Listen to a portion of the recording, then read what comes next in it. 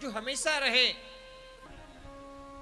आए, आकर के बैठे, एसी कमरे में बिठाया, बैठो जी, पसीना सूखा, ठंडा पानी पीने के लिए मिला, कैसा लगा? बोले बहुत आनंद आया। बढ़िया रसगुल्ला खिलाया, बढ़िया गुलाब जामुन खिलाया, बढ़िया समोसा खिलाया, बोला कैसा लगा? बोले बहुत आनंद आया। बोले वो आनंद नहीं है, आनंद तो परमात्मा के सिवा कुछ होता ही नहीं है। पैसे से हम भौतिक सुख प्राप्त कर सकते हैं, लेकिन आनंद नहीं पा सकते। पैसे से हम भोजन खरीद सकते हैं, लेकिन भूख नहीं खरीद सकते। पैसे से हम बिस्तर खरीद सकते हैं, डबल बेड खरीद सकते हैं, लेकिन नींद नहीं खरीद सकते। पैसों से सुख प्राप्त हो सकता है, लेकिन आनंद नहीं, क्योंकि आनंद तो परमात्मा के सिवा कुछ होता ही नहीं। आपने बहुत बार भागवत की कथा सुनी होगी। आनंद तो केवल कृष्ण है, आनंद तो केवल परमात्मा है। चौथे दिन जब भगवान का जन्म होता है तो बोलते हैं ना कि नंद के आनंद भयो, बोलते हैं नहीं? क्या बोलते हैं? नंद के, कोई बोलता है नंद के कृष्ण भयो? कोई नहीं बोलता। क्या बोलते हैं? नंद के आनंद भयो, जय कन्हैया लाल की। हाथी दीने, घोड़ा दीने और दीनी नंद के आनंद भयो, जय कन्हैया लाल की। क्योंकि आनंद तो कृष्ण के सिवा कुछ होता नहीं। सच्चित आनंद वो सच्चिदानंद है, सच्चिदानंद रूपाए। करता क्या है?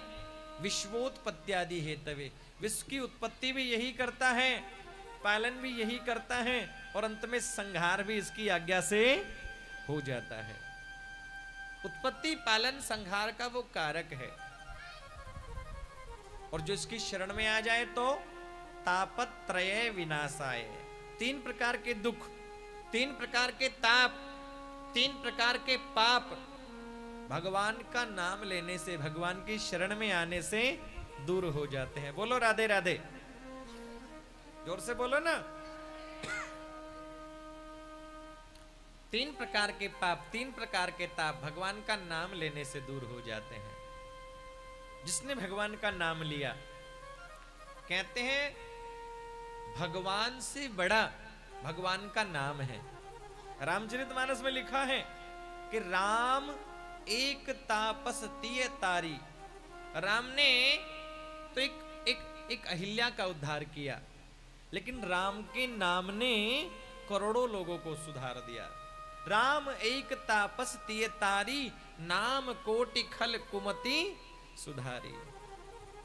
अनेक लोगों पर प्रभु ने कृपा करी है। जो भगवान की शरण में आ गया, जिसने भगवान का स्मरण किया, तापत्रय विनाशाय, 3 प्रकार के तापों को दूर करने की शक्ति भगवान के नाम में है।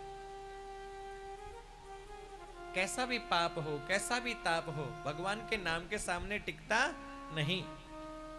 जो श्रद्धा से इसकी शरण में आकर के भगवान का स्मरण करता है, भगवान उसके सब पापों को, सब तापों को दूर कर देते हैं।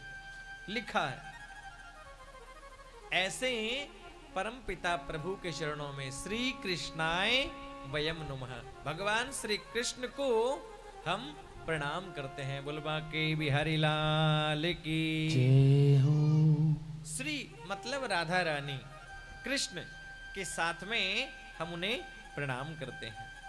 भागवत के मुख्य श्लोक में महात्मा को आरंभ किया, श्री कृष्ण को राधा रानी के साथ में प्रणाम किया। दूसरे श्लोक में श्री सुखदेव जी को प्रणाम किया कि यम प्रव्रजन्तमनुपेतमपेत कृत्यम द्वैपायनो विरह कातर आजुहाव पुत्रेति तन्मयतया तरवोभिनेदु स्तम सर्वभूत हृदयम मुनिमान तोष्मि।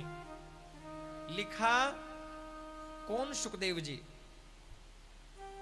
सुखदेव जी को प्रणाम किया। भागवत के मुख्य देवता है कृष्ण और भागवत के मुख्य आचार्य हैं श्री सुखदेव जी महाराज।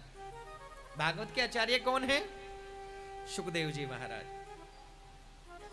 कहता है जिन्होंने 12 वर्षों तक माता के गर्भ में रह करके भगवान का चिंतन किया और जन्म लिया, जन्म लेते ही वन को प्रस्थान कर गए।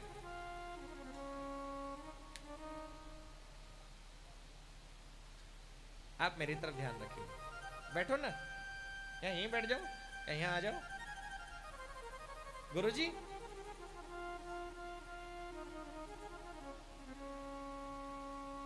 बोलो राधे राधे। क्यों कथा में जब कोई बोलता है ना तो फिर मैं भटक जाता हूं कथा से। कथा में आगे तो फिर कथा में मन लगना चाहिए, क्यों जी, है ना? क्या नाम बताया था आपने अपना? हाँ, दिनेश, दिनेश जी। बड़ा आनंद से कथा में, कलश यात्रा में चल रहे थे आप, बड़ी श्रद्धा से कथा सुन रहे थे आप। अभी मैं देख रहा था बैठे थे आप बच्चे को लेकर के। जब कथा में आ जाओ तो दुनिया को भूल जाओ। अरे बड़े भाग्य से समय मिला है ना,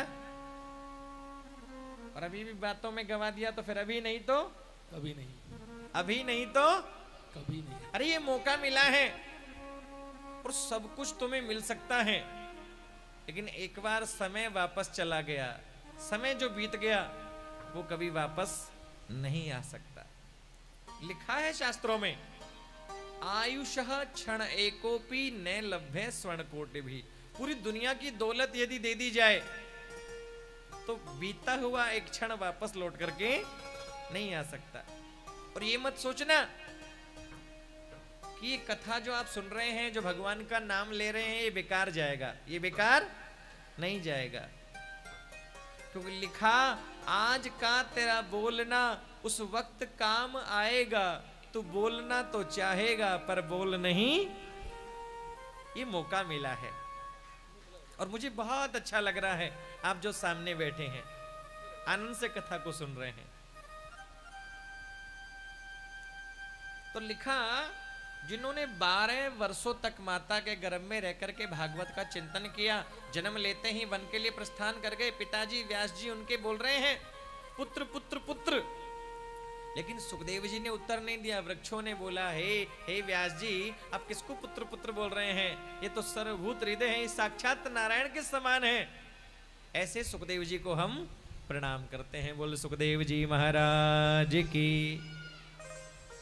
अब देखो, जैसे आप पालम कॉलोनी राजनगर पार्ट 2 है ना, आप इस गली में बैठ करके यहाँ ये जो कथा का श्रवण कर रहे हैं, और ये गली आज वृंदावन हो गई है ना। जैसे बिहारी जी के आप मंदिर में जाते हो, वहां जो आनंद आता है वही आनंद यहां पर आपको आएगा।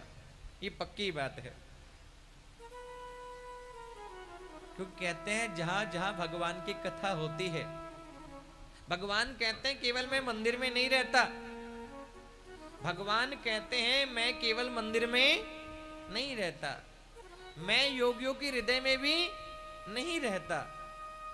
ना हम वसामी वैकुंठे, मैं केवल वैकुंठ में नहीं रहता, योगियों के हृदय में मैं नहीं रहता। ना हम वसामी वैकुंठे योगिना हृदयेन च मद भक्ता यत्र गायन्ति तत्र तिष्ठामि नारदः। हे नारद, जहां मेरे भक्त मिलकर के मेरा गुणगान करते हैं, मैं वहीं पर रहता हूं। तो आप जब श्रद्धा से यहाँ कथा का श्रवण कर रहे हैं तो भगवान यहां भी जरूर आएंगे।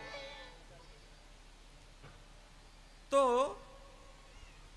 लिखा, जिस प्रकार आप इस पावन भूमि पर बैठ के कथा श्रवण कर रहे हैं, अब 7 दिन हम कथा सुनेंगे, तो उसी प्रकार जैसे यहां आप कथा सुन रहे हैं,